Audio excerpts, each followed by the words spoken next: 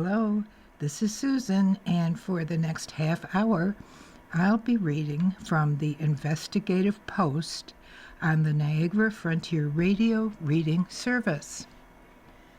The first article I would like to read is entitled "The Case for Public Financing of Nonprofit News Media." New York State extended a helping hand to many newspapers 2 years ago.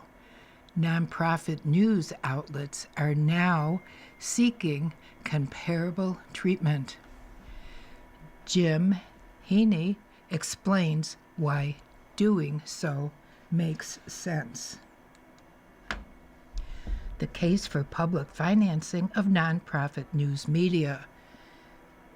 December 19th, 2025. New York provides tax credits to struggling for-profit newspapers, nonprofit digital outlets, public broadcasters, and public access channels are seeking equal treatment. Doing so would strengthen our democracy. Last June, CNN broadcast a live performance of Good Night and Good Luck, the Broadway play about legendary journalist Edward R. Murrow, who called out and stared down the red-baiting Senator Joseph McCarthy. Following the broadcast, Anderson Cooper interviewed Scott Pelley, correspondent for 60 Minutes, who at one point declared, "You cannot have democracy without journalism." There's a lot less journalism being practiced these days, and our democracy is the poorer for it. And the worst may be yet to come without bold action. The business model that has sustained journalism for generations is distressed. Newspapers have historically done most of the heavy lifting of reporting, especially on the local level, and they are hurting. Advertising and paid subscriptions have dramatically fallen, and newsroom jobs have been slashed.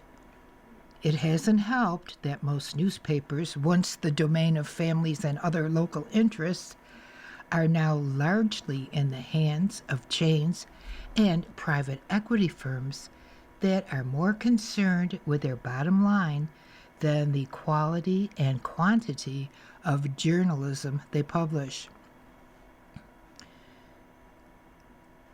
News deserts are widening. Newspaper closures continue unabated. Independent publishers are calling it quits at an alarming rate, reported the State of Local News, produced by Northwestern University's Medill School of Journalism.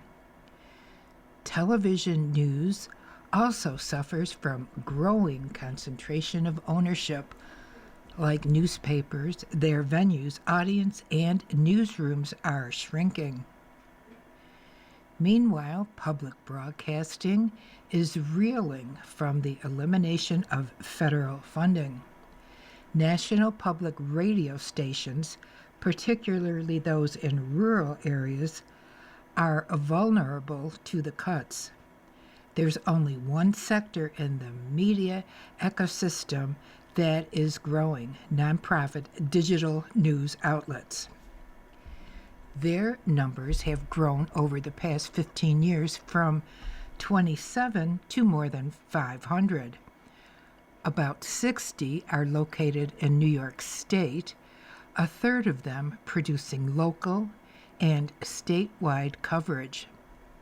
The rest are subject-specific, covering topics such as education, ethnic groups, or national or international affairs. Nonprofit news outlets operate under a different business model than commercial media. They depend largely on philanthropic donations from foundations, sponsors, and individuals. While the sector is growing, it's tough go financially for many outlets. Many in the news business abhor the concept of financial assistance from the government. It has a long history, however, starting with discounted mail rates for newspaper and magazines that date to 1792, supported by both George Washington and Thomas Jefferson. The Public Broadcasting Act of 1967 laid the groundwork for the financial support of the public broadcasting system and national public radio.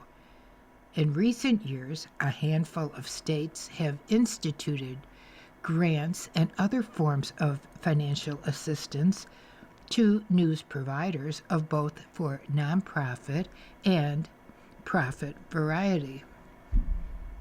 New York joined those ranks 2 years ago, providing tax credits to distressed newspapers and commercial television stations. Nonprofits were not included, and state officials subsequently concluded nonprofits are ineligible for the tax credits. There is now a move afoot to establish a grant program that would provide comparable financial assistance to digital nonprofits, public broadcasters, and public access channels across New York that provide local coverage of their communities or the state as a whole. It's a matter of fairness. The state has extended a helping hand to the shrinking corporate media whose decision makers are based largely out of state and whose profits go likewise. The approximately 20 digital nonprofits, 20 public television and radio broadcasters, and 50 public access stations are locally controlled and focused on providing the type of coverage that is increasingly harder to find in legacy media. The World Wide Web has turned the news business on its head. Newspapers have long been the primary source of news and the vehicle advertisers used to reach the public, but no more. Print is now the preferred medium for news for only 5% of the public. Digital platforms and television are strongly favored. Briefly, how people prefer to get their news: 34% television, news websites or apps 21%, social media 14%, search 10%, podcasts 6%, print, newspaper, and magazines 5%, radio 5%, email, newsletters 3%, and AI chatbots 1%. Shifting news consumption habits explain why newspaper circulation has dropped from a peak of 63 million in 1989 to about 21 million today. Advertising revenue has fallen from $49 billion in 2006 to about $9 billion. Newspaper staffs have been slashed accordingly. To illustrate the decline of newspapers in New York, consider the plight of Buffalo News. At its peak in the 1990s, it sold more than 300,000 papers daily and some 400,000 on Sundays. All print. Today, the combined print and digital circulation is about 91,000. The paper's newsroom staff topped 200, in the 1980s, and today its number is 45. The decline, once slow and steady, has picked up since Lee Enterprises bought the paper 5 years ago, and the News is hardly alone. Down the Thruway in Rochester, the Democrat and Chronicle newsroom staff numbers 24. Combined print and digital circulation is 35,000. Rochester was once the headquarters of the Gannett newspaper chain, which is now based in New York City and recently renamed the USA Today Company. The chain owns the D&C and 11 other dailies in New York, all of which have undergone significant downsizing. The Post-Standard in Syracuse has also cut its staff, along with the frequency of the home delivery of its print edition, just 3 days a week. And like the News and the D&C, the Post-Standard is printed out of town in Harrisburg, PA. The News prints in Cleveland and the D&C in northern New Jersey. Remote printing pushes up deadlines and reduces the timeliness of the editions. The decline in newspapers plays out in other ways.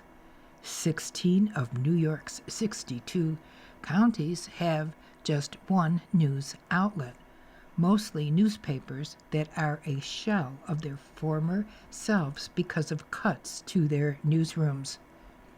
The number of reporters working all news media outlets, print, broadcast, and digital, has fallen nationwide from 40 per 100,000 residents in 2002 to just 8 today. The reporting staff fall below the anemic number in 28 of New York's 62 counties. Broadcasters are facing growing challenges. The concern for commercial television stations and their news operations begins with a declining audience. The news programming at Buffalo's 3 network affiliates, for example, has dropped about 1/3 since the pandemic. That trend is expected to continue as more and more viewers in Buffalo and elsewhere cut the cord. The pace of decline will probably quicken as ESPN, a major draw for cable customers, moves to a streaming service. Chain ownership and consolidation is another concern.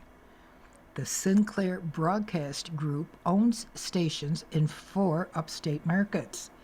The Nexstar Media Group is even bigger, with stations in 8 upstate markets. In 3 of them, they own 2 network affiliates. Nexstar has struck a deal, subject to federal approval, to acquire 64 stations nationally owned by Tegna, including WGRZ in Buffalo. The likely outcome of the merger will be the consolidation of newsrooms, fewer journalists, less coverage, and limited options for viewers. That's the way it's played out in other markets where ownership is consolidated. New York has about a dozen NPR stations which play an especially important role in rural areas of upstate. They've been hurt by federal government stripping of funds over the summer. Lost federal funding annually in New York comes to about $23 million for public television stations and $5 million for public radio. An estimated 180 to 200 jobs have been lost over the past year, including 45 to 60 journalists. Some 50 public access channels across the state are also under financial stress, and a couple have closed altogether. The decline in cable subscribers is at the root of the problem. Those channels used to derive about 90% of their revenue from cable-related fees. Now that's dropped to about 70%, and the loss of income has resulted in job losses, an estimated 60 part and full-time positions at public access stations in Manhattan, Brooklyn, and the Bronx alone, and according to Michael Max Snobe, Executive Director, BronxNet Public Media. It's pretty dire, he said. Non-profit outlets, digital outlets, are the new kids on the block in a couple of ways. They distribute their content online rather than in traditional print and broadcasting platforms, and rarely on philanthropic support for most of their revenue. Membership in the Institute for Nonprofit News, the trade group for nonprofit news organizations, has grown exponentially since its funding in 2009.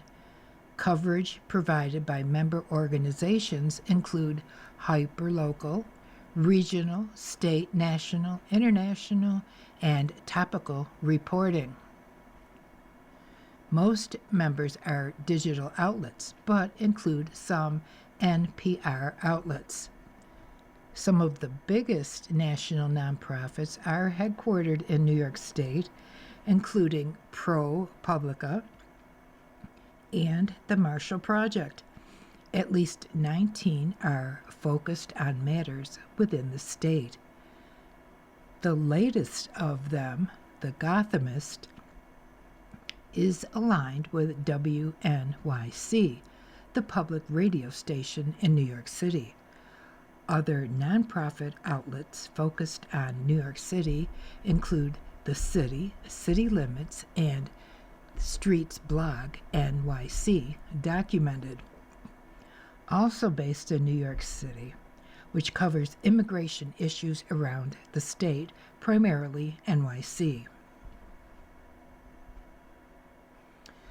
Two outlets, Investigative Post and the New York Focus, are investigating reporting centers.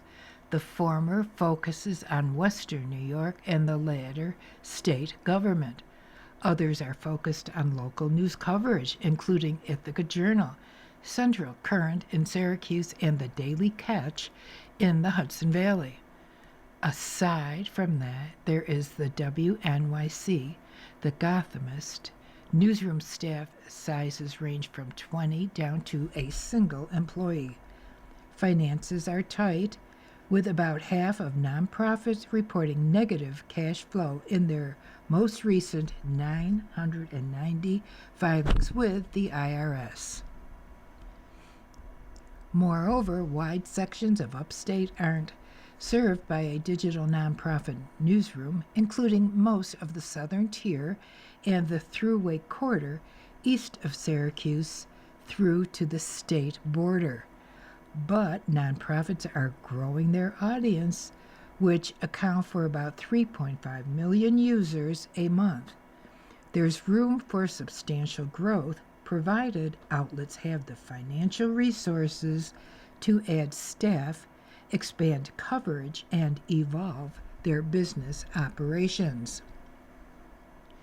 There's a push for equitable assistance.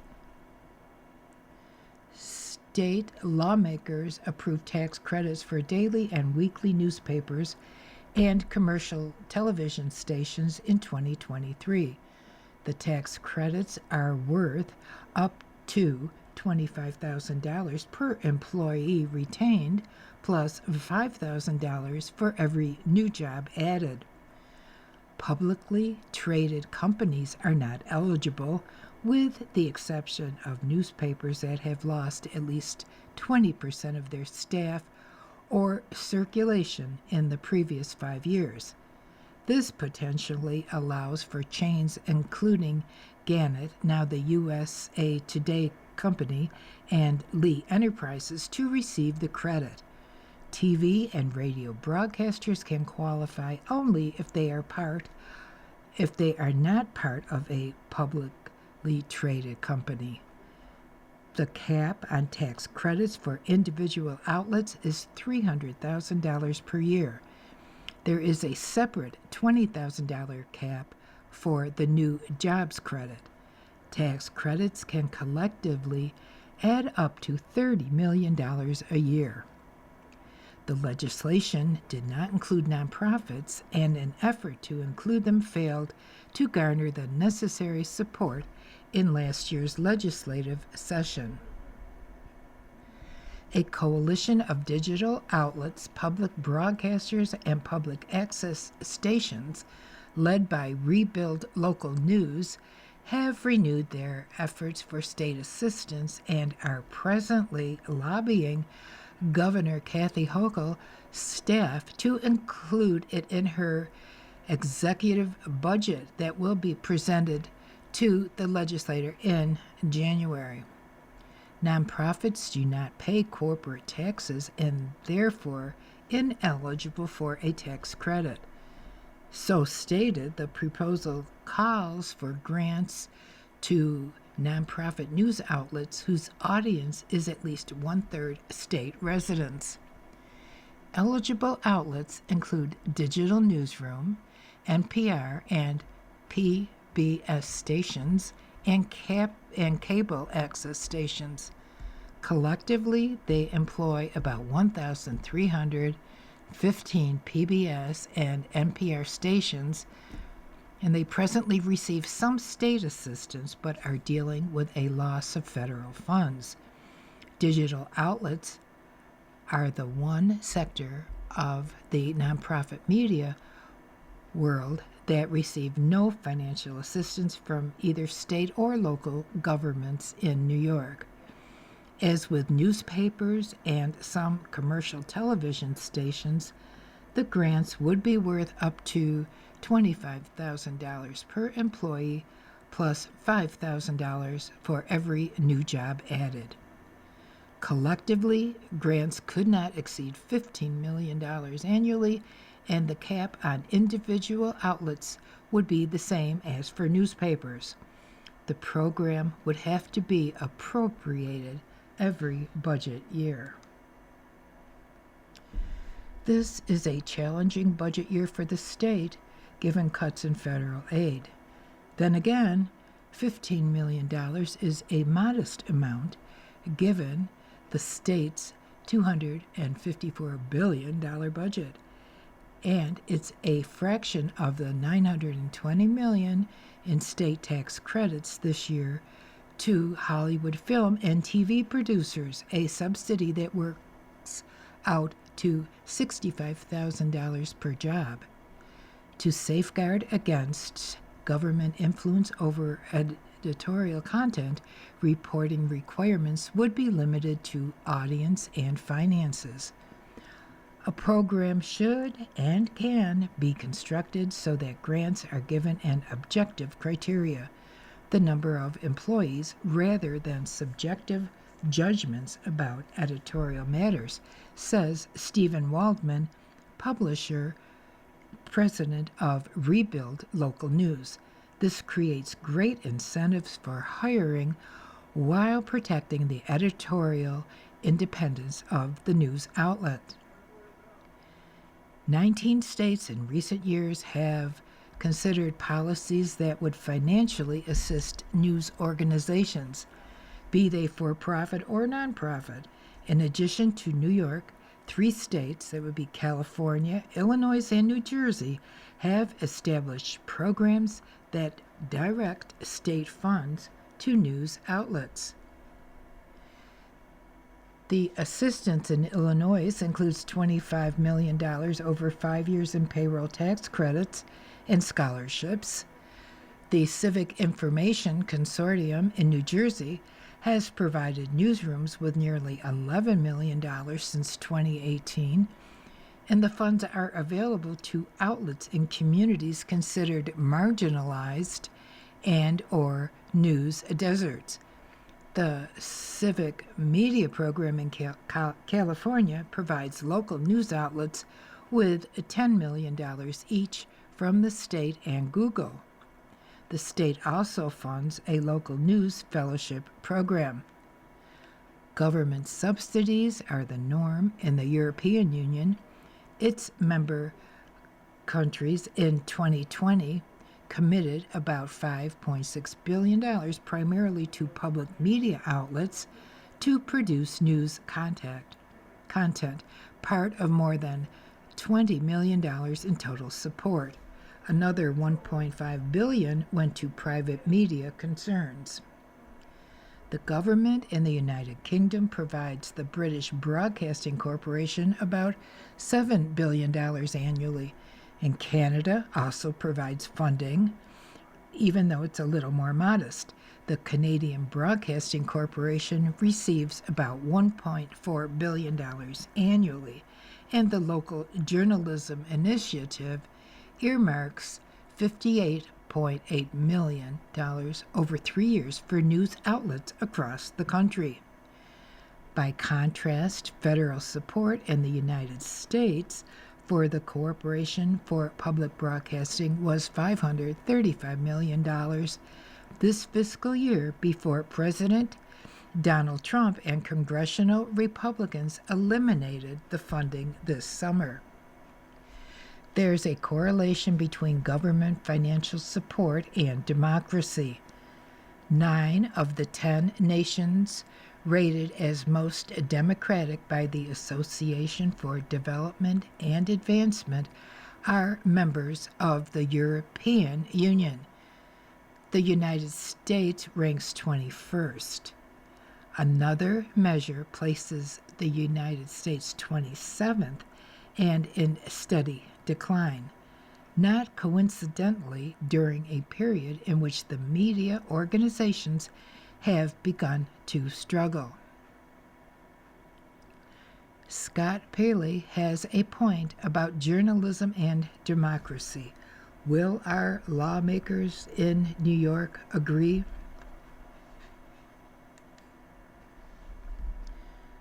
Next, Granville Report voted iPost's top story of 2025.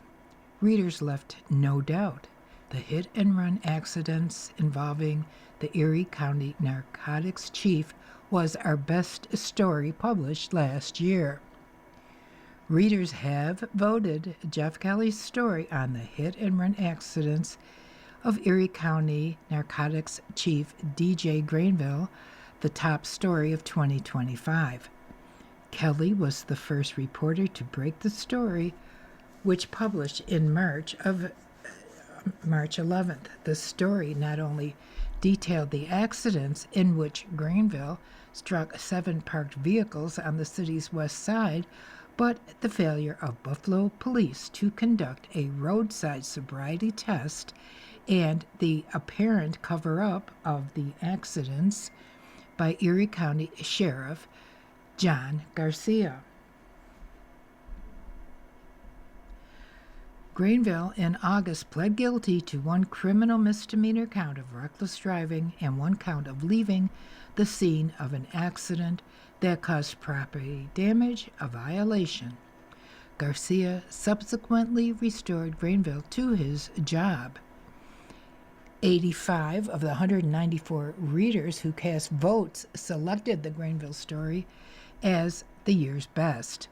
Other top vote getters included a story on a drop-off in fines issued by Buffalo's new housing court judge and the detention of migrant families in makeshift cells along the local border crossings for up to 2 weeks at a time, as reported by Dale Shoemaker. His report, one of 25 stories, was published last year. You've been listening to a reading of articles and features from the Investigative Post. We read from the Investigative Post on Thursday at 8:30 a.m. Your reader has been Susan, and thank you for listening.